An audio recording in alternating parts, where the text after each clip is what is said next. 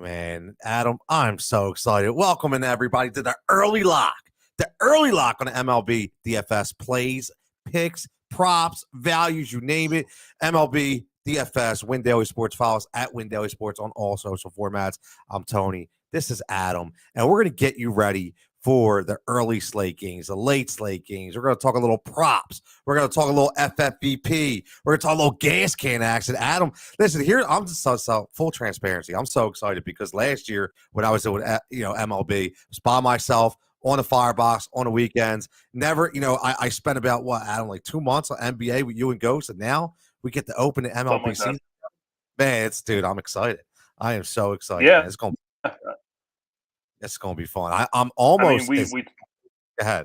I was just saying we told everybody, you weren't done with us yet, and NBA season's just about over for the streams, but you're going to see us a lot. Whether you like it or not could be a different story, but we try. Yeah, sometimes we're a little rough around the edges, but that's okay. It's what it's all about, right? And one thing I can tell you, the excitement level, before we even get into this, I have to ask you, I do this, and everybody listen. If you don't know, look at my background. First time, you see I'm a Philly guy. You hear my voice. I'm a Philly John. Shout out Devin Caney on the final judge of the night. But let me say this, Philadelphia Phillies, man. I'm going to open today. I'm extremely excited. Are you thinking the expectations may be too much? Are people getting that crazy, or is this lineup going to be that good if everybody stays healthy? I mean, the lineup, and we kind of touched this on NBA, I think, one night. The lineup's going to be awesome as long as everyone's healthy and everyone's playing to their capability. This lineup's going to be deadly. The issue is what else do you have around it? And Philadelphia Philly games may be a primary target on an awful lot of nights this year because I don't think the pitching is that great, and it could be a lot of fun through the season. So are you trying to say there may be some gas can pitchers for the Philadelphia Phillies? I mean, when your ace is Aaron Nola, who has some serious question marks around him, and that's the guy you're throwing out on opening day, it might get a little dicey at some points. Yes, it could. Yes, it could. But it's just so this is how we're going to work this. Adam's got this awesome gas can concept, which I love. So we're going to talk a little aces. We're going to talk get your stack on some stacks. We're going to talk about gas cans, and remember they split the slate into 5 and 5, right? An early slate and a late slate. So we're going to get you first. Let's roll right into it, Adam, because right now we'll talk pitching because we're right there. We'll talk about little aces. So you go right off the bat, ace of the day on the early slate is McClanahan. So explain to me the logic here, because I remember him last year. He was very good. Yeah, this kid's got electric stuff. I mean, it's pretty much the Tampa Bay Ray mode of operation is they just draft well, they develop well. When guys come up, they're productive. This kid has some special talent. He got his first real big taste of the big leagues last year. Was just overall a really strong pitcher, high strikeout upside, 363 ERA, 144 strikeouts in just 27 starts last year. Only pitched 129 innings because the Rays were careful with him. He's a younger guy. And on DK, we saw yesterday, man. They just don't have accurate pricing quite yet. 6,600 in Tampa against Baltimore. Like I don't understand it. Baltimore is quietly a little bit better against lefties than some may think, but not so good that McClanahan should be 6,600. And I'd be surprised if he's not pretty much everyone's. I'm not going to sit here and argue. And realistically, even over on FanDuel, where you're going to get a $2,000 from Garrett Cole, who looks like we saw some of this today, like Garrett Cole's probably topping out at 80 pitches. Are you paying top dollar for Garrett Cole against the Boston Red Sox for 80 pitches? He's going to have to be crazy efficient and rack up those strikeouts in a hurry if he tops out at 80 for, 10-8 on FanDuel. DK, he is underpriced for Garrett Cole, but, Cole usually is guaranteed almost 100 pitches pretty much every time out. As long as he's not really bad, it's one good thing about him. You pretty much have 100 in the bank. It's probably not going to be the case tomorrow. And even at 98, against the Boston Red Sox, who were top 5, top 7 in every offensive category, and then they went and added Trevor Story, it might be a lot to ask for Garrett Cole to hit value tomorrow. Listen, and that's the biggest thing. I agree because when you're talking about these aces and you're getting up to those $10,000 marks, man, they need to be fantastic. You cannot be under par, and you make a good. But with McClanahan, it's 6,600. I mean, that's a bargain as an ace. It would have been today's Robbie Ray had Robbie Ray, yeah, actually played. They got rained out, but it's the same. It's the same exact thing. Lefty, throw heat, and doesn't have the track record that Ray did last year, but at home against the Rays, I'm not really sure I care. Yeah, no, listen, I completely agree. I do. It's funny. So let's go on the other side because obviously we're talking about guys that we're going to lean on. We'll do this early first and late first. So everybody doesn't have to flip back and forth, right? So we're if you're looking at your lineup projections, you keep it up on that early slate. So we go right there. And Adam's got the gas can. Listen, man, I love this. It's a great content. Did you come up with this last year, Adam, or is this something new? I've pretty much always referred to kind of like bad or questionable pitchers as gas cans. It's really where you want to attack. So it's just always been something that's in my head. So we got to give you this is like a little Rick Vaughn music. So if everybody doesn't the major league, Ricky Vaughn, man. I mean, wild thing, right? So right now we're gonna go. Your gas can early is Justin Steele. So let's talk about this. So why are we going to attack Justin Steele? So he also has a pretty short track record, but he's a lefty in Wrigley Field. So we do need to check the weather. Tomorrow. I'm sure it'll probably still be cold, but I know today the wind was blowing out pretty good. And honestly, when you look at a lefty pitcher, you want him to be able to at least hold his own against the right side of the plate because most teams will just load up on as many righties as they can. 45 inning sample size last year wasn't real pretty to the right side of the plate. 358 WOBA, 442 xFIP, 2.20 home run per nine with only a 20% K rate. That's rough. That's not what you want to see, especially if you're in Wrigley. If that wind's blowing out, even if it's chilly, it's going to be a tough road to hoe against the Brewers. And realistically, since it's only a 5-game slate, a lot of these pitchers are on their first turn, with the exception of the Cubs and Brewers game.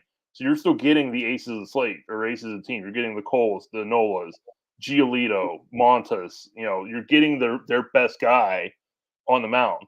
Justin Steele is clearly the guy that quote unquote doesn't belong in this slate. Yeah, I listen, and it segues right because I want to ask you.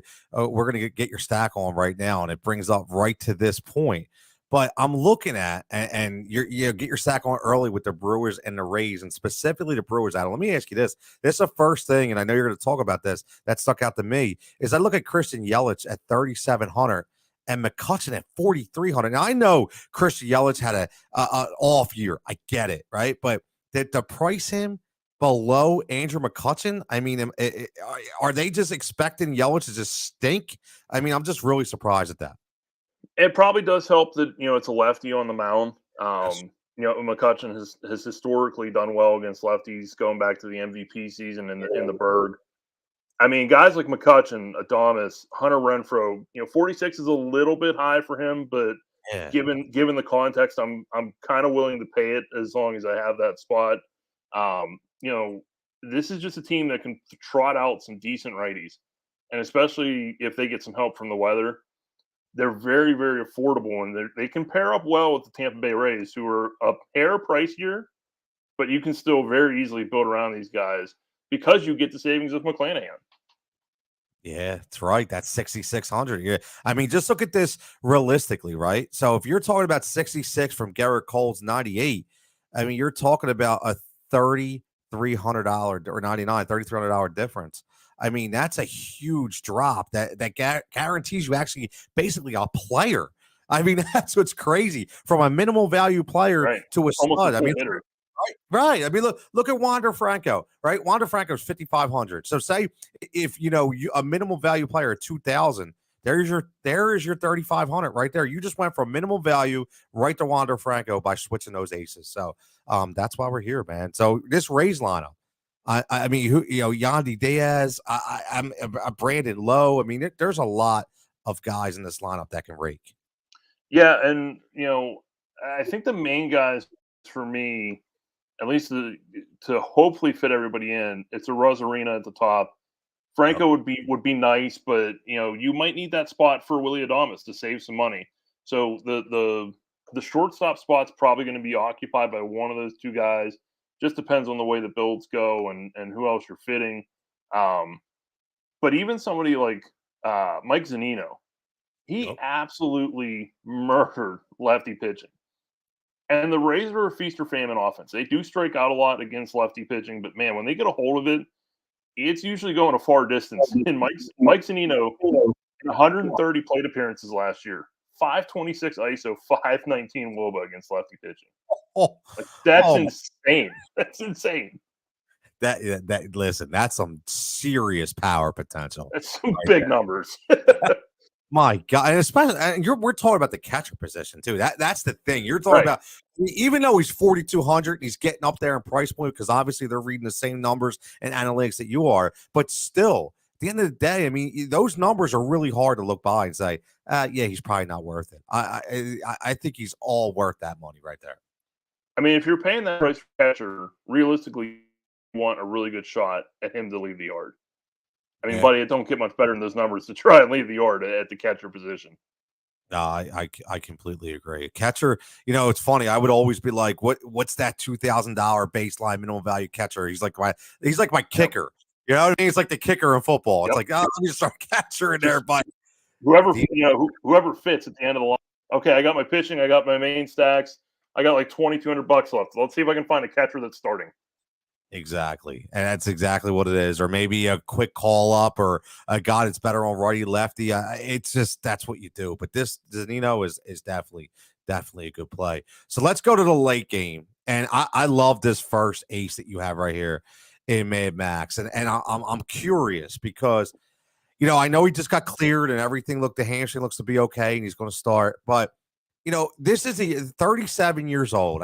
I keep saying, when is the year going to be of the decline of Max Scherzer? And maybe, no disrespect, Jason, out there, who, you guys killed a show last night, as always.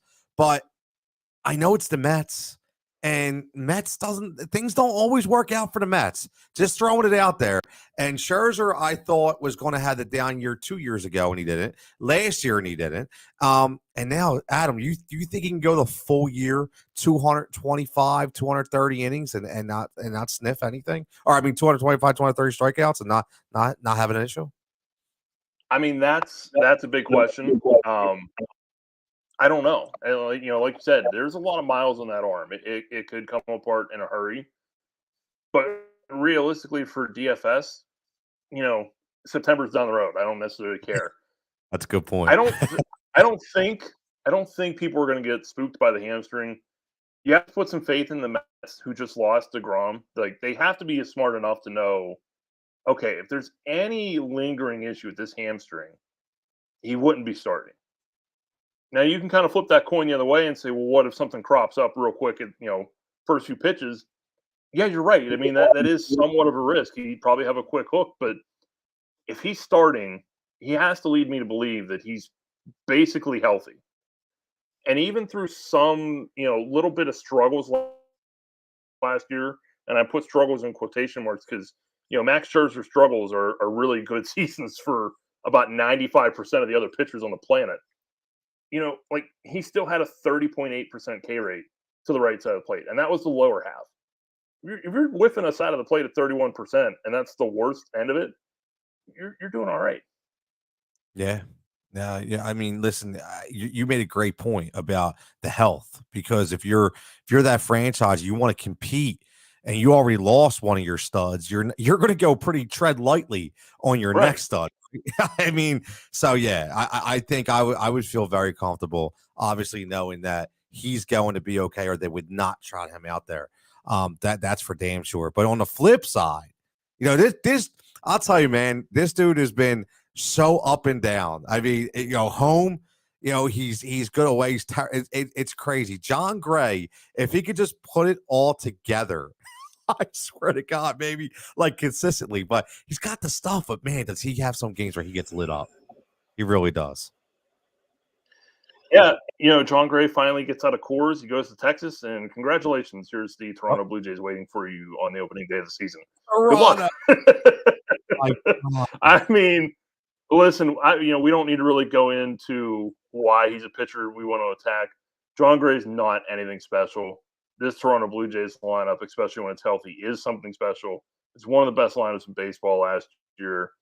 You're getting the best shape of his life reports for Vlad Guerrero, which is probably accurate. He lost some weight, and I mean, just look up and down this lineup, man. It's just ridiculously lethal. It's almost not fair.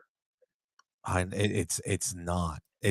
And then even though people are going to say he's not really the bat, but you add a guy like Matt Chapman to the lineup, and he probably is one of the top 2 defensive third basemen in all of all of baseball. So you added that to the defensive side, and here's a guy. Let me ask you about this, because I mentioned this on we were doing a little preview on Sirius, me and Jason, and we were getting ready for the season. We're talking about guys that are kind of going to the radar, traded stripes this year, going from different teams. And one of the guys, Adam, that I played a ton last year was Raimel Tapia. And Raimel Tapia, to me, in Colorado, was a trendsetter. He did it. He was one of those players that you put in DFS who was always a decent value, 3,700. Get you a stolen base, right? Get you a couple hits, RBIs. He gets inserted right into this Toronto Blue Jays lineup. I mean, you talk about total bases, runs scored. I mean, he could be a very secret play, couldn't he? Yeah, he definitely can. And realistically, on most slates, you're going to have to get creative with the Blue Jays lineup, because you can't just go out and say, well, I'm going to stack Blue Jays and I'm going to play Bichette, Vlad, Springer, and Teoscar Hernandez. Yeah. Listen, you know what I mean? Like, unless you get like some glorious value stack, or a rookie prospect pitcher that's like 5K, that's just not plausible every day. You have to pick and choose. So when you're talking about a Blue Jay stack that's obviously going to be expensive, you got to be willing to take shots on the back end of that lineup and play the wraparound game more than you're just stacking 1 through 4, where you can do that with a lot of other teams. It's just not financially viable with a salary cap site. So guys like Tapia, Lourdes Gurriel, even Chapman, he's 4,300. He'll probably hit towards the bottom third of the lineup. Maybe he'll hit like 5th or 6th. But now, instead of having to help carry the offense in Oakland, there's no pressure on this guy. If he just goes out and plays spectacular defense at third base, he's done his job. Any offense this guy kicks in is going to be somewhat of a bonus. And, he's got to know that too. Yeah. And like you said, he's going to get a lot of pitches to hit. Like, absolutely. Absolutely. You're coming out of that gauntlet of facing those 5-6 guys. You're just trying to get some easy outs here. Chapman's going to have pitches to hit for sure. And 4,300, he could get off to a quick start. New place, new lineup, new role. He could really start well, and getting the back part of that lineup hooked up to 2 of your favorite guys, like you play 2 of Bichette, Vlad, or Springer. That's probably gonna be the way you have to do the Blue Jays more nights than not. Yeah, I agree. You have to get creative. And speaking of creative, I mean, we just talked about Chapman 4,300, and we just talked about Zunino of 4,200 from the catching position. But don't sleep on my man Danny Jansen, right? So 3,600. You look at him. He was one of my favorite bottom tier catchers last year. Like bottom tier meaning under that $4,000 mark, and he always seemed to produce. Right? I mean, if you look at him last year, the way he ended. You're talking 3 out of the last 5. He was 18 plus on DK, 18 plus points. And again, same thing, right? In a lineup, going to get pitches to hit, guys on base, RBI opportunities. So another guy, there's a lot of ways to get creative with this lineup. Yeah, there really is. And, as long as these guys are getting on base, you're getting chances for runs batted in. And if you're hooking up to the right guys at the front of the lineup, double your points. And then you switch right into the National League, and we go to the NL East, which is going to be my favorite topic all year. But we're going to the Atlanta Braves. Like you said, getting creative with these plays and this stuff. But I'll tell you what, we just talked about Matt Chapman going from Oakland to Toronto. Now you have Matt Olson, filling in for Freddie Freeman that unbelievably just, rich get richer when he goes to the Dodgers. Seriously. It's just right. It's just crazy to me. I was shocked. I was shocked. But what do you like about this Braves lineup right now? I mean, obviously they get a bunch of guys, but what are you thinking overall? Yeah, realistically, Reaver Stan Martin for the Reds is an unproven lefty. He's only 25 years old, only has 11 innings pitched at the major league level.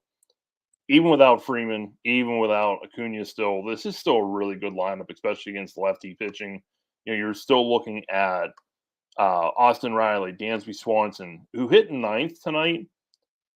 Ooh. Am I gonna pay 4,500 for a ninth hitter at home? Probably not. But like guys like Ozuna, Travis d'Arnaud, Adam Duvall again, all these guys are still relatively affordable. Ozzy Albies against a lefty was just almost automatic last season. He hammers lefty pitching. So yeah, these guys are expensive. Can you play Ozzy Albies in two of the top end Jays? Probably not. Maybe you just go George Springer and you go 7-8-9-1 for the Blue Jays. There's still ways to do it, even with both teams being relatively expensive, and you just have to be towards the back end of that lineup and get the right bats up top. So let me ask you this real fast. What's your take on Austin Riley? He had a fantastic year last year. Obviously, we all know. Can he duplicate the same kind of numbers that he put up last year? Can he hit 300 again? I doubt it. I mean, if that's the highest average he ever hit for, I wouldn't be surprised. But can he hit 270 with 35, 40 home runs over 100 RBI? Absolutely, He especially was in that lineup. he was an, this until the price points start catching up, man. He was a tremendous value every Yeah, single it took a little while. It It did. definitely took a little while. It did. We were just talking about that with Trey Jones, right? So same kind of deal for an NBA, same kind of deal with Major League Baseball. Got to jump on it before it goes off to that next spot. So so there you go. You got your, real fast, you got your early stack, you got the Brewers and the Rays, you got your late stack, you got your Jays and the Braves. And then we're going ace of the day. You got McClanahan. We talked about that. Then we got the late one, Mad Max. And then we got your gas can and John Gray late, and then Justin Steele early. Now let's get to a fun segment we like to call props for profit. We started this in NBA and we continue to do it in Major League Baseball. And I'll tell you, Adam, let me tell you, man. I mean, we did struggle from times to get there a decent plus money bet or a decent attainable bet, but there's no struggle in baseball. There's so many that you can play. It's like insane. There's so many ways that you can go about this. And I like what you're doing right off the bat, because what you're doing is you're going right with my guy, and you're going Bryce Harper with MV3, man. Like I'm really shocked that it's plus money. I really Yeah, am. One of the, a guy like Harper for just a double, basically, or two singles, probably shouldn't be plus money very often. Frankie Montas is a really solid pitcher. Oakland's still rebuilding, and we've seen a lot. The pitchers who are starting opening day are not quite up to the pitch counts we're normally accustomed to. They had a bit of a shorter spring training from the lockout and everything. So maybe Montas goes 5 innings. With that offense, he could go even less. And it's not like Bryce Harper can't hit a double off Frankie Montas. Like he just, I'm going to take my chances on Harper in that lineup an awful lot at plus 105. And then Franco absolutely murdered lefties last year. Let's say John Means actually holds down the fort for 5 innings. He's probably not going much past that. Baltimore Orioles are bad for a reason. That bullpen is horrendous. Wander Franco can hit any pitcher in the league, and he proved that, literally right off the bat last year. He was. Remember when he came in at bare minimum 2,000? Yeah, and hit a home run by the third inning. he was like 50% in GDP that night, but it was still fun. Yeah, it was, man. It was I'd say batshit crazy, but it really was, man. It caught up.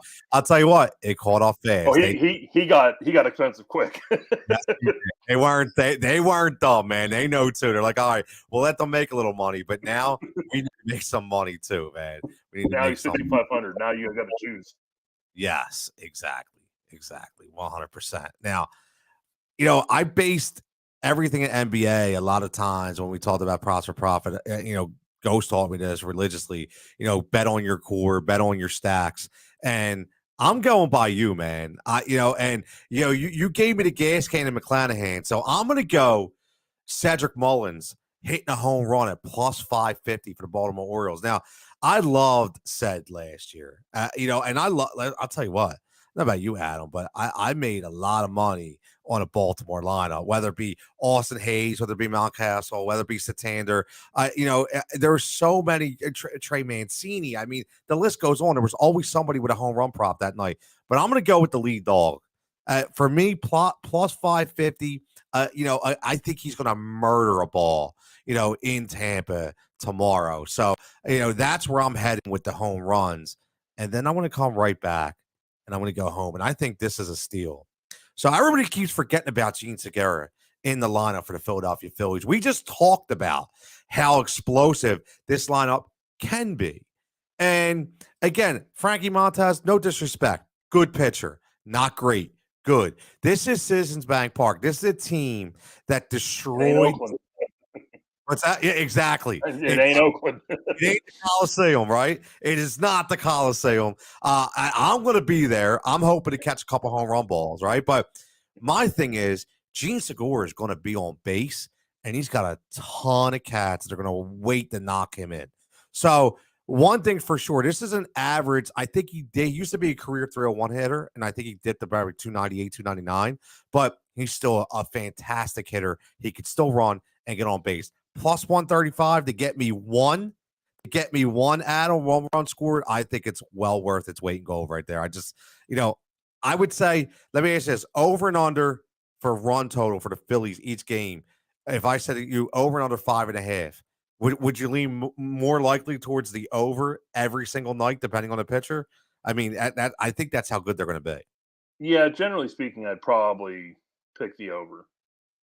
I'd want some good odds. If 6 runs is a lot. Like when you start breaking it down, even with the good offenses, you sit down and you're like, oh hell, 6 runs is a lot to score on any given night. But you're right. I mean, if you said it, because like 4.5, it just feels like smash. 5.5, you're starting to think about it. And then I don't know about you, but I pointed this out in Discord, just kind of like as a tip. When I bet home runs, I bet more money on that player to have 2 total bases, because home run. You want to talk about baseball being a hard sport to predict? Home runs are hard to predict too. But true. Let's say he just misses one. Let's say he bounces one off the wall. Let's just say he has an average day, hits 2 singles. Okay, I'm not getting money for the home run, but I'm getting backed up by he hit a double. I still make money that day. So that's something that I always do. Like if I like the home run prop, because home run listen, even the best guys, it's like 250, 275 a night. Yeah, exactly. Guys aren't going to hit every night. Every night that you like it, they ain't going to hit. So you have to get used to it. But you also have to give yourself a bit of a backup. And there's going to be a lot of nights where you might not get the home run, but you'll get the 2 bases. You'll still walk away happy. It's almost like an NBA with the same game parlays, right? You get these monster parlays, but you back them up with the single bets, because what's the odds of those parlays going to hit every night? It's very rare. Right? Very low. Right. Yeah. You gotta build a safety net into your bankroll. Yes. It's not like the double's going to hit every single night, obviously, but you got a much better shot of at least still walking away happy. Yeah. Listen, that's a great point. That's how we break it down here. We it's a great point in how to be strict, smart, and still be profitable. And last but not least, I love, last year, again, everybody comes up with things. I started this FFVP last year for baseball, and it was always banging on that.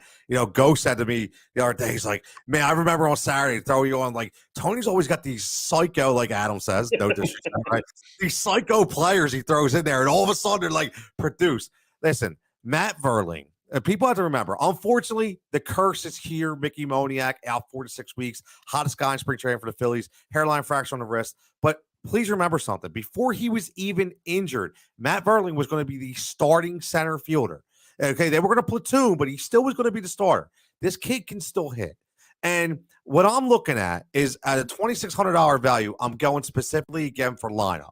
Right. So if you even last year, he was still able to get you decent buck, 14 for 2,700 when he played. OK, he's there. And that was when a team that didn't have this kind of potential. So again, I'm not saying I'm going to bet Phillies all the time, but for opening day, 2,600, Matt Verling, give me a couple hits. He doesn't strike out a ton. He's a smooth swinger. Okay, give me a couple hits, score a run. Before you know it, maybe he gets a double. You give me a 7 to 10, and I'm always looking for that 7 to 10 range for 2,600. I'll take that any day of the week, Adam. That's where I'm at with Matt Verling. Yeah, man, perfect example. Just like today, Bobby Witt was 2,300. Shane Bieber was mad chalk. He was 66% in most contests. Bieber leads the game. Bobby Witt, RBI double in the 8th. Turns out to be a game-winning double. 7 points. 2,300. You're happy with that, man, because it lets you build anything else you want. Yes, and that's what I love about baseball. You could take those one or two. Now, I wouldn't necessarily two. That one guy, anywhere between 2, and I stopped at 3, but I was more like 2 to 26, 2 to 2,700 range because it allows you to bank your aces and your stacks. So especially when we're looking at teams like Toronto, that's got a lot of big sticks and big numbers in their lineup. But Adam, any final thoughts before we get out of here, my man? No, not right now. I'm sure we'll have more in Discord, and we'll always have the cash scores in Discord. We'll pass along anything else that pops up. Like we said, this is just kind of a first look, general ideas, and starting to get the outline, and then you hone in on plays for the day.